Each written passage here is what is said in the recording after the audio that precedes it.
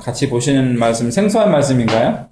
예레미야서는 생소하지 않죠. 예레미야 선지자는 생소하지 않은 선지자이지만, 예레미야서의 내용이, 눈에, 귀에, 우리 마음에 익숙하지 않을 수 있습니다. 생소할 수 있습니다. 오늘 말씀은 제사와 관련되어 있는 내용인데요. 어저께가 토요일이었잖아요. 어제 제가 우리 두 아이를 데리고 세 번째 발레를 다녀왔습니다. 세 번째로, 동사무소에서 하는 발레 교실에 다녀왔는데, 물론 제가 발레를 한 것은 아니죠. 그 아이들이 발레를 너무 좋아해서 저도 같이 가는 게 사실 조금 이렇게 기뻐요. 너무 좋아해서. 의외네? 뭐 이런 마음이 들어요. 의외로 좋아해서. 저는 이제 큰애가 먼저 1시간 하고, 뭐 풀타임 1시간 내내 하는 것은 아니에요. 어쨌든 1시간이 소요가 되고, 둘째가 이제 그 다음 1시간을 또 이어서 하게 되는데, 저는 이제 그 같은 층에 있는 도서실에서 책을 조금 보고, 이제 컴퓨터로 제 일을 조금 했습니다. 컴퓨터를 쓸 수 있어서 너무 좋은 공간이에요. 기다리는 게 이렇게 너무 준비가 잘 돼 있는 곳 같아요. 근데 비가 와서 그런지 큰애가 할 때 너무 숫자가 적었어요. 그래서 좀 약간 늦게 시작했는데, 근데 둘째가 시작할 때는 애들 엄마가 많이 왔더라고요. 애들이 꼬마 애들이 많이 온 거죠. 저학년 아이들이 많이 와서 그 도서실에 애들 엄마를 막 찼어요.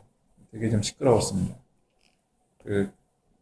저는 사실 거기서 설교 준비하고 있었는데 시끄러워가지고 할 수가 없었어요. 예. 근데 애들이 역시 여자들이고 또 이제 아줌마들이니까 이야기들을 많이 이렇게 수다가 끊이지 않는데요. 사실 좋아요. 저는 여자들을 말이 많은 게 저는 싫어하지 않습니다. 왜냐하면 제가 말이 없기 때문에, 말이 없는 편이기 때문에 듣는 거 좋아하거든요. 듣고 있으면 심심하지 않아서 좋아요. 네, 애기 엄마들이 이야기를 시작하는데 한 애기 엄마가 화장을 하고 온 거예요. 남다르게 화장을 이렇게. 저는 이렇게 등을 지고 있었어요. 혼자서 컴퓨터를 하고 있었기 때문에 나머지 분들은 제 등 바로 뒤에서 이렇게 방바닥이었거든요. 방바닥에 앉아서 있는 곳이라 이 이야기에 수다를 막 떨고 있는데 얼굴은 제가 보지 못했지만 화장을 좀 하고 왔나 봐요. 무슨 화장을 다 하고 왔어? 그렇게 얘기를 하는 거예요. 넌 아직도 화장하고 다니니? 이렇게 얘기를 하더라고요. 그 애기 엄마가 남편이 사줬어. 그러는 거예요.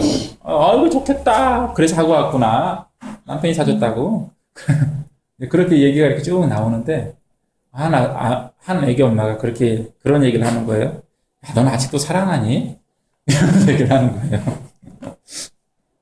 근데 그 얘기가, 그 수다를 듣다가, 그냥 재미있게 듣다가, 좀 씁쓸한 거예요. 그 얘기는 너무 씁쓸했어요.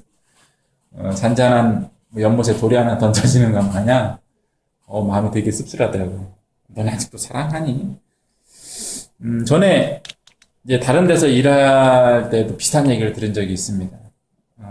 근데 그 이야기가 아무리 생각해도, 이게 듣고 싶지 않은 이야기다. 나는 듣고 싶지 않은 이야기다. 나도 해서는 안 되는 이야기고, 우리 부부 사이에서는 나와서는 안 되는 이야기라는 생각이 들었어요. 뭐, 농담으로도 있을 수 있겠지만, 글쎄요, 제가 너무 심각하게 받아들여서 그런지 몰라도, 이거 듣기 싫더라고요. 내 입으로 하고 싶지 않은 말, 내 귀로 듣고 싶지 않은 말이었습니다. 우리 부부들은 여전히 우리 중심에 사랑을 가지고 있어야겠습니다. 네, 사랑하시길 바랍니다. 이런 모양 저런 모양 살고 있지만, 그래서 사실 불편함이 있죠. 서로에 대한 불편함이 당연히 있습니다. 그러나 그럼에도 불구하고 우리 안에는 사랑이 있어야 합니다. 오늘 말씀을 보면 하나님께서 이스라엘에게 요구하신 것이 제사와 제물이 아니었다는 것을 알 수 있습니다. 예레미야 7장 21절부터 26절까지 나와 있는 내용의 주된 것은 하나님께서 이스라엘 백성들에게 번제나 희생에 대해서 먼저 말하거나 명령하지 않았다. 대신 너희는 내 목소리를 들어라 는 말씀을 하셨다는 것이 하나님의 말씀입니다. 하나님께서 고기를, 제물을, 제사를 먼저 말씀하시지 않은 것, 먼저 요구하지 않으신 이유는 하나님께 고기가 필요 없기 때문입니다. 그래서 고기가 하나님께 뇌물이나 어떤 대가가 되지 못합니다.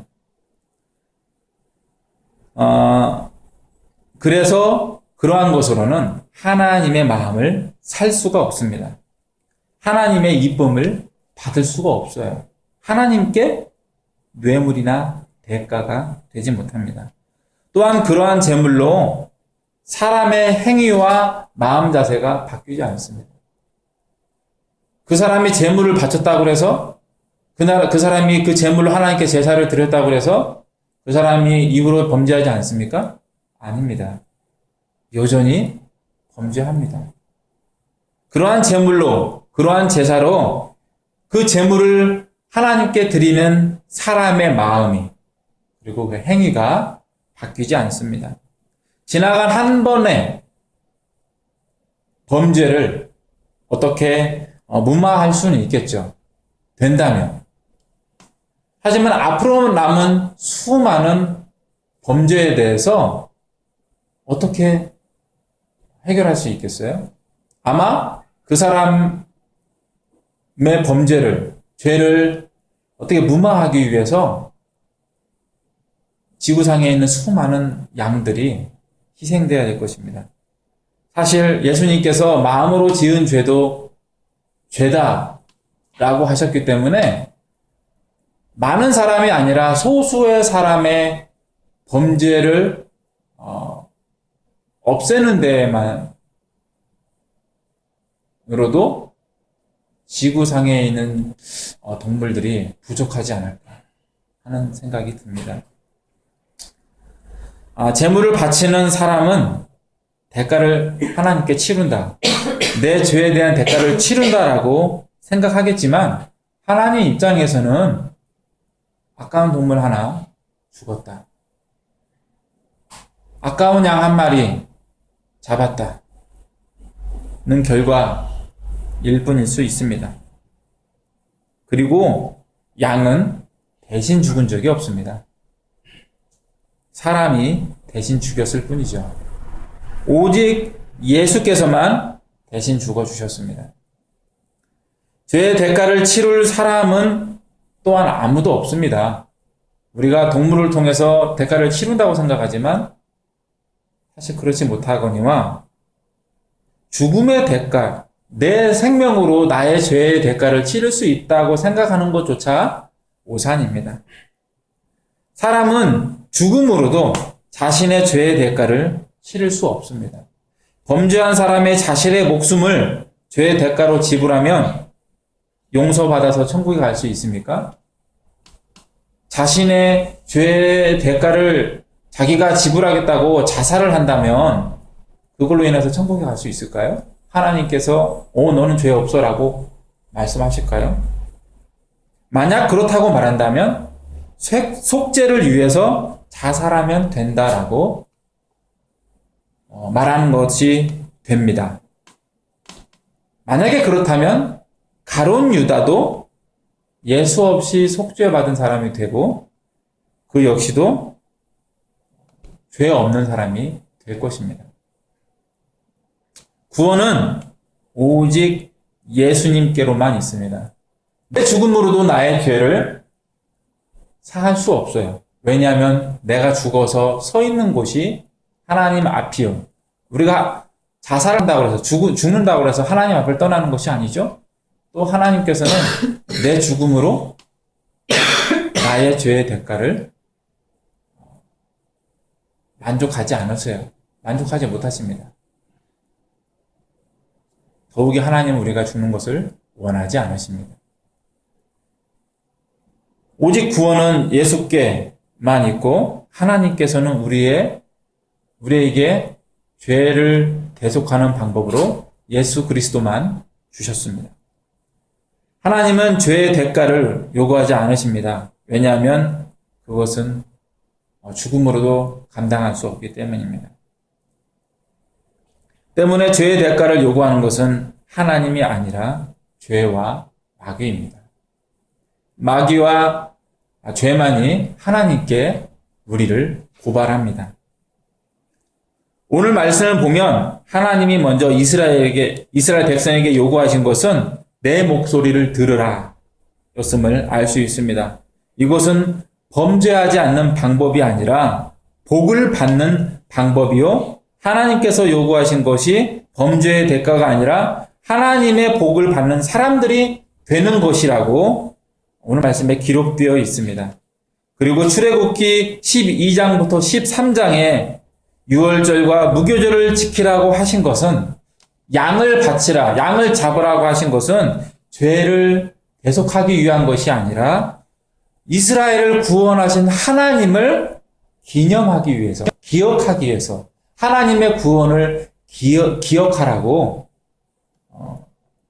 하기 위해서 하신 말씀이었습니다.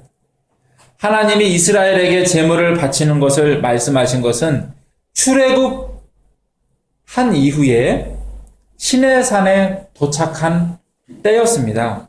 출애굽기 19장 1절에 이스라엘 자손이 애굽 땅을 떠난 지 3개월이 되던 날 그들이 시내 광야에 이르니라고 기록하고 있습니다. 이에 앞서서 하나님은 이스라엘 백성이 수르 광야에 도착했을 때에 너희는 내 목소리를 들으라 라는 말씀을 먼저 해주셨습니다. 곧 출애굽기 15장의 내용이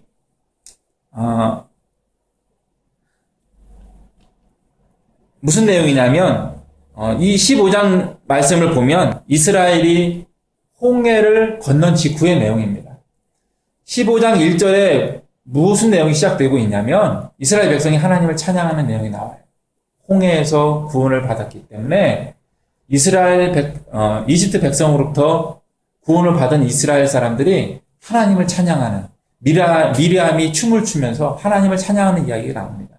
그런데 22절까지 이 찬양하는 이야기가 나오고 22절부터 무슨 내용이 나오냐면요. 이 수르 광야에 도착해서 하나님을 원망하는 내용이 나옵니다. 왜냐하면 그곳의 물이 마실 수 없는 물이었기 때문이에요. 그들이 목이 말랐어요. 그래서 하나님을 원망해요. 하나님, 우리를 이리로 여기 구출하셨습니까? 이런 원망이 나오는 거예요. 모세에게 따지기 시작했어요. 그때 하나님께서 하신 말씀이 바로 너희 하나님 나 여호와의 말을 들어 순종하고 내가 보기에 의를 행하며 내 계명에 귀를 기울이며 내 모든 규례를 지키면 내가 애굽 사람에게 내린 모든 질병 중 하나도 너에게 내리지 아니하리니 나는 너희를 치료하는 여호와임이라 는 말씀을 해 주셨습니다. 그리고 이 말씀 바로 앞에서는 무슨 말씀을 하시냐면 법도와 율례를 정하시고 그들을 시험하셨다라고 기록하고 있습니다. 곧 제물에 대한 명령을 하시기 전에 먼저 하신 명령, 말씀, 약속, 계명이 있는데 그것이 바로 나 여호와의 말을 들어 순종하고 내가 보기에 의를 행하며 내 계명에 귀를 기울이며 내 모든 규례를 지키는 것이라는 것입니다. 게다가 이스라엘 백성과 제물을 바치는 제사를 지내는 규례를 주신 시내산에서 조차도 맨 처음 하신 말씀이 사실 제물에 대한 내용이 아닙니다. 시내산에 도착한 이스라엘에게 하나님께서 처음 하신 말씀은 무엇이냐면 너희가 내 말을 잘 듣고 내 언약을 지키면 너희는 모든 민족 중에서 내 소유가 되겠고 너희가 내게 대하여 제사장 나라가 되며 거룩한 백성이 되리라고 말씀하셨어요. 출애굽기 19장 5절과 6절에서 이 말씀을 하셨습니다. 이 말씀을 하신 다음에 모세에게 이 말을 이스라엘 백성에게 전하라라고 말씀하세요. 모세가 이스라엘 백성들에게 전하니까 이스라엘 백성들이 우리가 그렇게 하겠습니다라고 대답을 합니다. 이 대답을 모세가 하나님께 다시 전달을 하지요. 그때에서 하나님이 이스라엘과 계약을 맺게 되고 계명들을 주시게 되는 것입니다.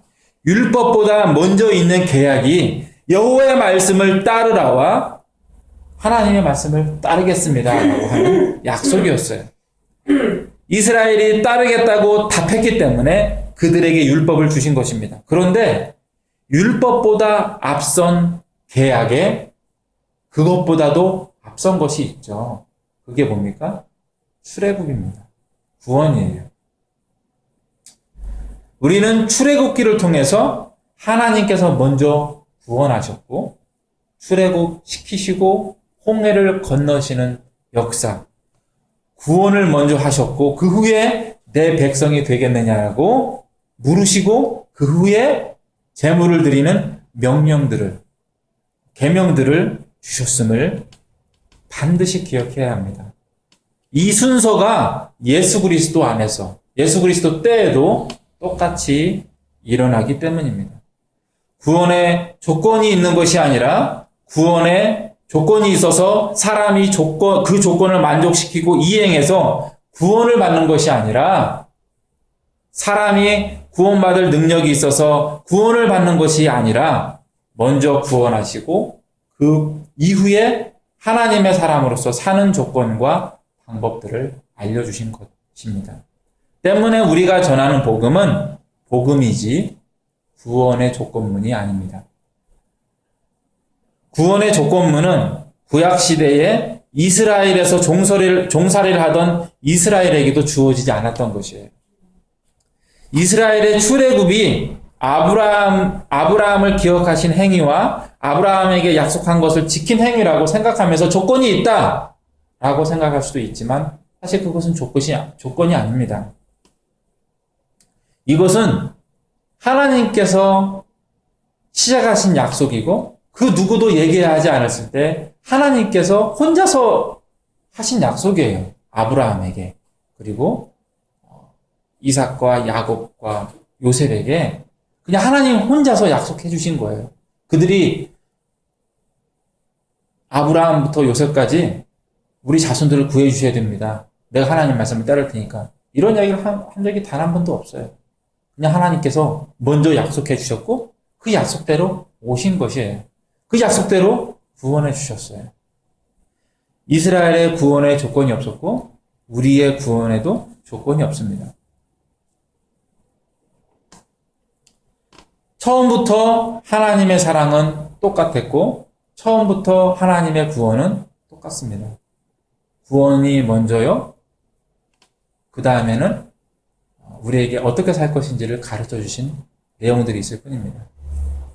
먼저 태어나게 하시고 먼저 만드시고 먼저 창조하시고 이렇게 살라라고 말씀해 주셨던 것처럼 아담을 만드신 후에 에덴에서 이렇게 살아야 되라고 어떤 조건들을 주셨잖아요. 그게 뭐냐면 아주 단순했죠. 다 해도 되지만 선악과는 먹으면 안 돼. 아주 단순했어요. 마찬가지죠. 하나님을 알지도 못하는 우리에게 먼저 조건을 제시한 게 아니라 먼저 구원을 해주시고 이렇게 살아야 돼라고 말씀해 주신 것입니다. 우리가 믿었기 때문에 구원을 받았다고 생각하여서 믿어야 한다는 조건을 달지만 사실은 이미 구원하셨고 이 기쁜 소식, 복된 소식을 전해받은 사람이 마음으로 믿게 되면 자신이 하나님의 자녀임을 깨달아 감사하고 찬양하며 하나님의 자녀의 삶을 살게 되는 것입니다. 때문에 사람의 믿음은 구원의 조건이 아닙니다.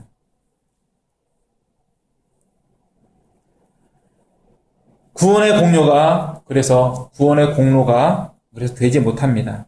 그래서 사도 바울이 에베소서 2장 8절과 9절에서 믿어서 구원을 받았지만 그것은 은혜로 인한 것이요. 그래서 구원은 선물이라고 말한 것입니다. 너희는 그 은혜에 의하여 믿음으로 말미암아 구원을 받았으니 이것은 너희에게서 난 것이 아니요 하나님의 의라. 행위에서 난 것이 아니니 이는 누구든지 자랑하지 못하게 함이라. 우리의 구원은 은혜에 의한 것이요 하나님의 선물입니다. 이것이 사람에게서 난 것이 아니며 행위에서 난 것이 아니니 우리가 스스로를 구원했다고 자랑할 수 없습니다. 아담은 너희가 그것을 먹는 날에는 너희 눈이 밝아져 하나님과 같이 되어 선악을 알 줄을 하나님이 아심인이라는 뱀의 유혹에 스스로 넘어갔지만 두 번째 아담 되신 예수님과 예수 안에서 하나님을 믿고 있는 우리는 마귀의 그러한 말에 그것을 먹는다고 우리가 하나님처럼 되겠느냐? 말도 안 된다. 너는 여전히 거짓말을 하고 이간질 뿐이구나.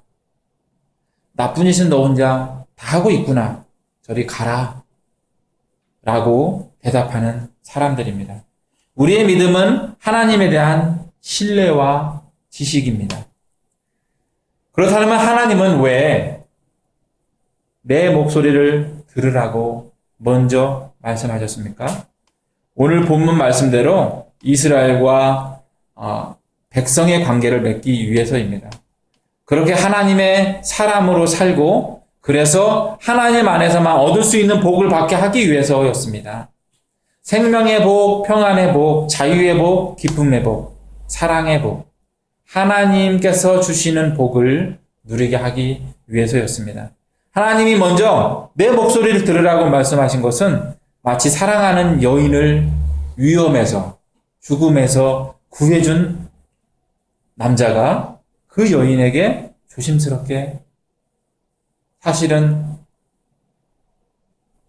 당신을 지금까지 사랑하고 있었습니다. 저와 결혼해 주시겠습니까? 라고 청혼하는 것과 같은 모양입니다. 먼저 구해주고 내 말을 듣겠냐? 내가 너희 하나님이 될 수 있겠느냐? 라고 그들에게 답변을 요구하시는 모양이죠. 우리가 잘 아는 동화 미녀와 야수가 있습니다. 이 이야기에서는 잘못한 한 남자의 그 잘못을 용서해주는, 혼내주지 않는, 벌하지 않는 대신으로 그 남자의 어여쁜 딸을 데려가죠. 성경에서 하나님의 이야기에는 전혀 다른 이야기가 나옵니다. 하나님께서는 정반대로 잘못한 우리에게 먼저 오셔서 용서해 주시고 내가 너희 하나님이 될 수 있겠느냐?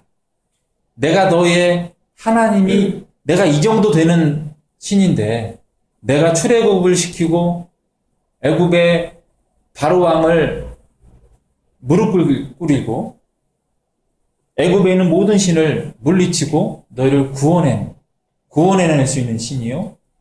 구름 기둥과 불 기둥으로 너네들을 지킨 신이요. 홍해를 갈라서 너희를 구출해낸 신인데 내가 이 정도 되는 신인데 내가 너희의 하나님 될 수 있겠느냐? 라고 물어보신 이 내용. 하나님의 이야기는 미녀와 야수의 이야기와는 정반대의 모습이죠. 마음으로 하나님을 알게 되어 하나님을 믿게 된 사람만이 하나님과 혼인의 관계에 들어가게 됩니다. 그리고 혼인한 사람만이 하나님에 대한 정절을 지킬 의무가 생깁니다. 하나님은 이 의무를 지키지 못한 사람에게 그 잘못을 덮을 수 있는 방법으로 번제와 희생의 명령을 주신 것입니다. 하나님이 아닌 잘못을 한 우리가 범죄했을 때 어떻게 그 잘못을 정리할 것인가를 알려주신 내용이 바로 희생 그리고 번제의 내용인 것입니다. 그 희생제와 번제가 사실은 하나님 앞에 아무런 의미가 없는 것입니다. 번제로 구원받을 수 없습니다. 양으로 우리의 생명을 구원받을 수 없습니다. 오직 하나, 예수 그리스도밖에 없어요. 우리 마음이 불편하기, 내가 하나님 앞에 죽을 것 같기, 하나님이 나를 용서해 주신 것 같지 않기 때문에 그 제사들을 우리에게 하라고 말씀해 주신 것입니다. 이제 예수 안에서 우리가 하나님과 맺은 관계는 주종의 관계가 아닌 부자의 관계요, 사랑의 관계요, 구원의 관계요, 생명의 관계임을 믿습니다. 이 관계에서는 재물이 필요 없습니다. 양이 필요 없고 소가 필요 없습니다. 자녀의 잘못의 최종 책임자는 부모이기 때문입니다.